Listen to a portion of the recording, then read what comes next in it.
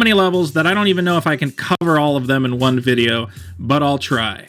And real quick, before any of you complain that this movie came out 6 months ago, you just got done celebrating a f***ing Star Wars holiday, so don't tell me that this isn't relevant. This is a detailed analysis, and I had to wait for the frickin' thing to come out on Blu-ray so I could actually pull the scenes and show you just how bad they are.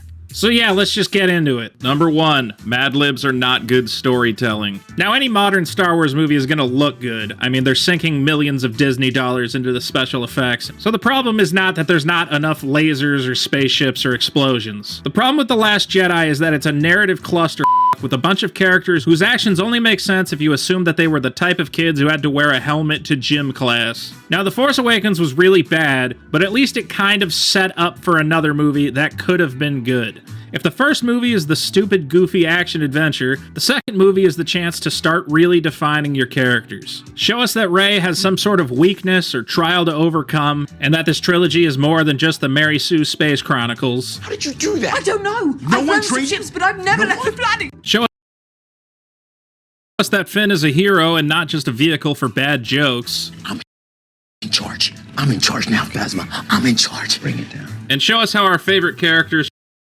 from the old movies have changed and evolved in meaningful ways.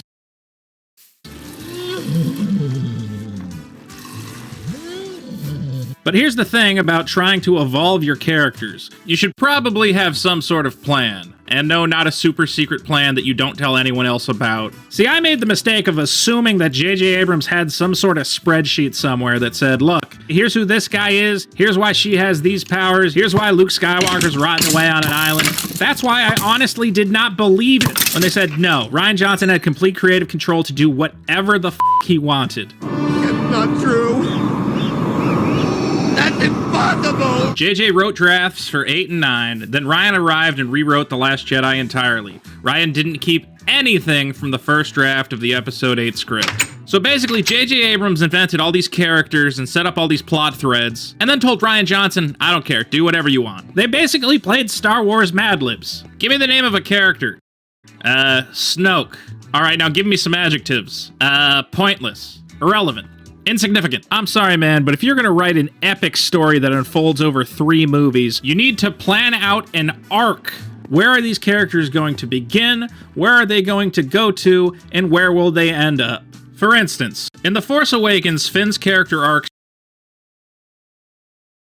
starts the moment he rejects the First Order, specifically represented in the story by the character of Captain Phasma. And who gave you permission to remove that helmet? I'm sorry, Captain. Phasma is the catalyst for Finn's entire character, and she should be treated as more than just a random bad guy. If I was planning out a proper character arc, I would probably revise this scene where Finn fights a random guy with a laser stick to flesh out the character we've been selling action figures of for over a year.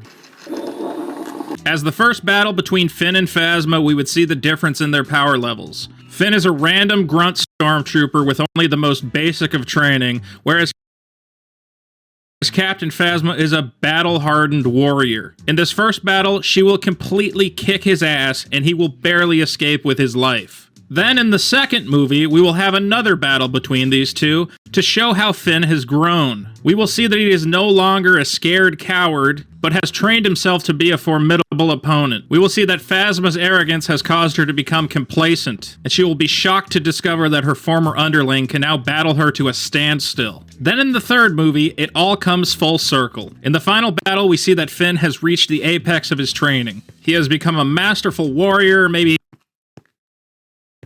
he has force powers, whatever. Whereas Phasma's hate caused her to grow stagnant and weak, Finn's virtue is what gave him the strength to fulfill his destiny. He will defeat Phasma on the battlefield, showing that good triumphs over evil, and completing his hero's journey. But instead, because we have no plan for either character, this is the arc. First movie,